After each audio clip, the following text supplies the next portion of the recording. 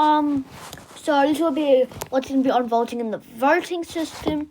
It's going to be, drumroll, combat shotgun versus boogie bomb in the war effort. And there'll be a couple more punch card changes. And there'll be definitely a set, which will be like red and blue colors. And then the crew will be the Chaos, Rage Machine, and Golden thing. Wait, the last set of Fortnite's characters include Shadow Midas and the Dusk remake.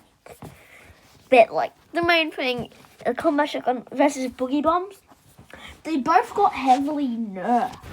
Because now, if you throw a boogie bomb at someone, and as soon as you hit them, the effect goes away. So they heavily nerfed it. But the combat shotgun, it's nerfed as well. It's like a rage shotgun. It has range in it. So,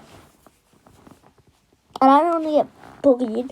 It's okay if you have like a purple spaz, or you can hit headshots like for early game.